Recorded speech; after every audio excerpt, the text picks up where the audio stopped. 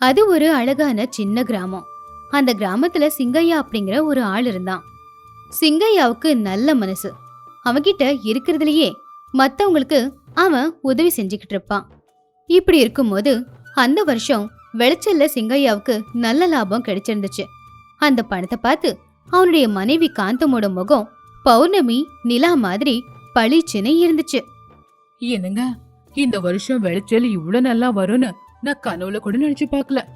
ரொம்ப நல்ல விளைச்சல் வந்திருக்குன்னு எல்லாருமே நம்மள புகழ்ந்தாங்க தெரியுமா? இது எல்லாமே நாம செஞ்ச தான தர்மத்தோட புண்ணியம்தான். ஆமாங்க. அப்படின்னு அவளும் ரொம்பவே சந்தோஷமா சொன்னான். பணம் நிறைய வந்துருச்சு அப்படின்னு தெரிஞ்சுக்கிட்ட ஊஜனங்க சிங்கையாவை சுத்தி வெள்ளத்தை சுத்தி எறும்புங்க எப்படி முச்சுக்கிட்டு இருக்குமோ அதே மாதிரி அவங்க முச்சுக்கிட்டு இருந்தாங்க. இப்படியே நாட்களும் நகர்ந்துச்சு. இப்படி இருக்கும்போது ஒரு நாள் சிங்கையா போய்கிட்டு இருக்கும்போது, சிங்கையா, என் பொண்டாட்டியோட பிரசவத்துக்கு பணம் இல்லாமல் நான் ரொம்ப கஷ்டப்பட்டுக்கிட்டு இருக்கேன். என் பொண்டாட்டி அவள் பிறந்த வீட்டில் இருக்கா. மாமனார் மாமியாரோட நிலைமையும் அந்த அளவுக்கு சரியில்லை. கொஞ்சம் பணம் கொடுத்து உதவி செஞ்சா இந்த நன்றியை எப்பவும் மறக்க மாட்டேன். அட, அதில் என்ன இருக்கு ரங்கையா? நான் எத்தனை பேருக்கு உதவி செய்கிறேன். பொழுது போகிற நேரத்துக்கு வீட்டுக்கு வா, அப்போ நான் உனக்கு பணம் கொடுக்குறேன். ரங்கையா அதை கேட்டு ரொம்பவும் சந்தோஷப்பட்டான். சிங்கையா அங்கிருந்து போயிட்டான். சாயந்தர நேரத்துல ரங்கையா சிங்கையாவோட வீட்டுக்கு போய் பணத்தை வாங்கிட்டு போனான். அந்த பணத்தை எடுத்துக்கிட்டு ரங்கையா அவனுடைய நண்பர்கள் கூட சேர்ந்து கள்ளு கடைக்கு போனான். கள்ளு குடிச்சுக்கிட்டு இருந்தப்போ, அந்த சிங்கையாவுக்கு பைத்தியம்தான் பிடிச்சிருக்கு. அதனால தான் பணத்தை தண்ணியை செலவு பண்ணுற மாதிரி செலவு பண்ணுறான். 2 வார்த்தை அவனை புகழ்ந்து பேசினா போதும், எவ்வளவு பணம் கேட்டாலும் கொடுக்குறான். இங்கே பாரு, இன்றைக்கும் அவன்கிட்ட தான் பணம் வாங்கிட்டு வந்தேன் அப்படின்னு அங்கிருந்த நண்பர்கள் கிட்ட அவன் சொல்லிக்கிட்டு இருந்தான். அப்போ அதை கவனிச்சு சுப்பையா, என்ன இந்த சிங்கையா இப்படி பண்ணுறானே அப்படின்னு நினைச்சுக்கிட்டு அங்கிருந்து போயிட்டான். அடுத்த நாள் காலையில சிங்கையா வயல் வேலையை செஞ்சுக்கிட்டு இருந்தப்போ சுப்பையா அவனை பாக்குறதுக்காக அங்க வந்தான். சிங்கையா, என்னப்பா விஷயம்? எப்படி இருக்க? நான் நல்லா இருக்கேன் சுப்பையா. ரொம்ப நாளைக்கு அப்புறமா வந்திருக்க. உண்மையை சொல்லணும்னா நான் உன்னை பார்க்க தான் வரேன். என்ன, ஏதாவது பண தேவையா? இதோ இந்த அளவுக்கு மிஞ்சின தானம்லாம் வேணான்னு சொல்லத்தான் வந்தேன். நேற்று அந்த ரங்கையா சொன்னதை கேட்டு அவனுக்கு நீ பணம் கொடுத்த. ஆனால் இன்னைக்கு கல்லுக்கடையில் போய் கல் குடிச்சிட்டு உன்னை பற்றி தேவையில்லாமல் பேசிக்கிட்டு இருக்கான். உன்கிட்ட இருக்கிற பணத்தை இப்படி தேவையில்லாமல் வாரி இறைக்காத சிங்கையா. அளவுக்கு மிஞ்சின தானம் நல்லதில்லை. நான் உன் நல்லதுக்காகத்தான் சொல்கிறேன். அது கேட்டதும் சிங்கையா கொஞ்சம் கோவமா, ஓ, நான் எங்கே எல்லாருக்கிட்டேயும் நல்ல பேர் வாங்கிட போகிறனோன்னு நீ பயப்படுற போல. அப்படிப்பட்ட பேர் நீ வேணான்னு சொன்னாலும் ஊரில் எல்லார்கிட்டையும் எனக்கு இருக்கு. அப்படின்னு வாய்க்கு வந்தபடியெல்லாம் சொல்லிக்கிட்டு இருந்தான் சிங்கையா. அவன் வாயிலிருந்து வர வார்த்தைகள் புயல் வேகத்துல இருந்ததுனால அதை தாங்க முடியாம சுப்பையா, சிங்கையா, நான் ஏதோ உனக்கு நல்லது பண்ணலான்னு வந்தா நீ என்னை இப்படி பேசுவேன்னு எதிர்பார்க்கல. உன்னோட பணம், உன் விருப்பம், நடுவில் நான் யாரு? அப்படின்னு சுப்பையா அங்கிருந்து போயிட்டான். சிங்கையா அவனுடைய வயல் வேலை எல்லாத்தையும் முடிச்சுக்கிட்டு சாயந்தர நேரம் வீட்டுக்கு வந்தான். வீட்டுல அவனுடைய மனைவி கிட்ட, அடியே காந்தம், உங்ககிட்ட ஒரு விஷயம் சொல்லணும். அந்த கட்டில வெளியே எடுத்துட்டு வா. காந்தம் கட்டில வெளியே எடுத்துட்டு வரும்போது, என்னங்க அந்த விஷயம்? வாங்க வாங்க, வந்து இப்படி உக்காந்து சொல்லுங்க. அவன் கட்டில உட்காந்து, நமக்கு 4 பேருக்கு நடுவில் நல்ல பேர் இருக்கிறது நிறைய பேருக்கு பிடிக்கல. யாரு என்ன சொன்னாங்க? அப்போ அவன் நடந்த விஷயத்த சொன்னான். அட, 4 பேரு 4 விதமா தான் பேசுவாங்க. அதுக்காக நாம அதையெல்லாம் கண்டுக்க கூடாது. 4 பேருக்கு உதவி செய்யலன்னா நாம இருந்து என்ன புண்ணியம்? நாம மனுஷங்களா இருக்கிறதுல என்ன புண்ணியம்? சரி சரி இருங்க, நான் உங்களுக்காக கூழும் வெங்காயமும் போய் எடுத்துட்டு வரேன். அப்படின்னு அதை எடுத்துட்டு வர்றதுக்காக வீட்டுக்குள்ள போனான். போய் பார்க்கும்போது வீட்டுக்குள்ள ஒரு திருடன் பணத்தை எல்லாத்தையும் எடுத்துக்கிட்டு பின்னாடி வாசல் வழியா வெளியே போயிட்டான். அதை பார்த்து காந்தம், ஐயோ, திருட திருட திருட அப்படின்னு சத்தமா கத்துனான்.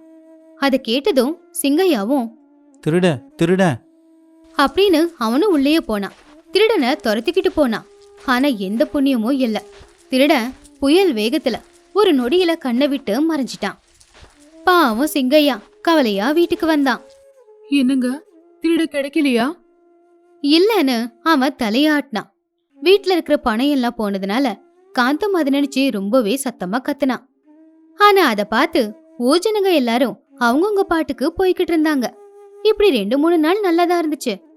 ஆனா பணம் இல்லைங்கிறதுனால அவங்க தெருவுக்கு வந்தாங்க. சாப்பிட சாப்பாடும் இல்ல. என்னங்க, பசியிலேயே செத்துருவோம் போல. யார்கிட்டயாவது போய் பணம் கடன் வாங்கிட்டு வாங்க. சிங்கையா சரின்னு சொல்லி வீட்டை விட்டு வெளியில போனான். ராமையா, ராமையா, கொஞ்சம் வெளியில வா. அப்படின்னு கூப்பிட்டான். ராமையா வெளியே வந்து, ஆ, என்ன சிங்கையா இங்க வந்து இருக்கிற? என் நிலமை உனக்கு நல்லா தெரியும் தானே. எனக்கு கொஞ்சம் பணம் தேவைப்படுது. கொஞ்சம் பணம் கடனா கொடுக்குறியாப்பா?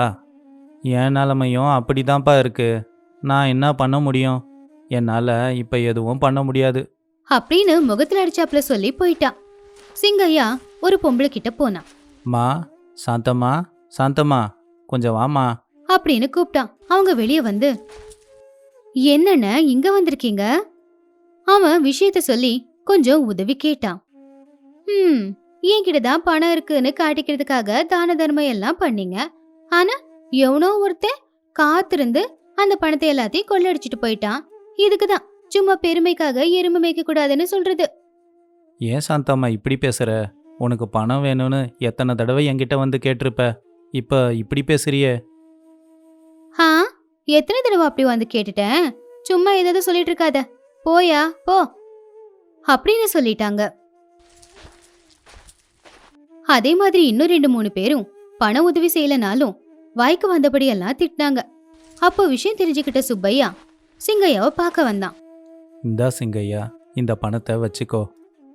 உனக்கு இப்போ இது தேவைப்படும். வேற எதனா தேவைப்பட்டாலும் சரி, என்கிட்ட வந்து கேளு. அதை வாங்கிக்கிட்ட சிங்கையா ரொம்பவும் கவலையா, சுப்பையா, என்னைக்குமே நீ என்கிட்ட எதையும் கேட்டதே இல்லை. அது மட்டும் இல்லாமல் எனக்கு நல்லது நினச்சி நீ நிறைய விஷயம் சொன்ன. ஆனால் நான் உன்னை அவமானப்படுத்துகிற மாதிரி ஏதோ பேசிட்டேன். ஆனால் இப்போ எதையும் மனசில் வச்சுக்காம எனக்கு உதவி செஞ்சிருக்க. உனக்கு ரொம்ப நன்றிப்பா.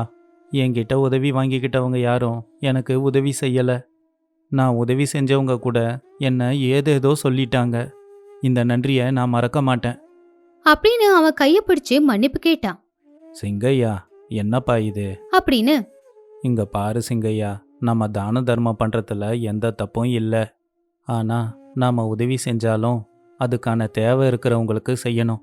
எந்த தேவையும் இல்லாதவங்களுக்கு செய்யக்கூடாது. அதில் எந்த புண்ணியமும் கிடைக்காது. இப்படி தலைவலியாக தான் வந்து நிற்கும். இப்போ தெரியுதா நம்ம தானம் யாருக்கு பண்ணணும், எதுக்கு பண்ணணும், எப்போ பண்ணணும், எப்போ பண்ணக்கூடாதுன்னு? எனக்கு இப்போ புரியுது சுப்பையா, நான் பண்ணது தப்புன்னு.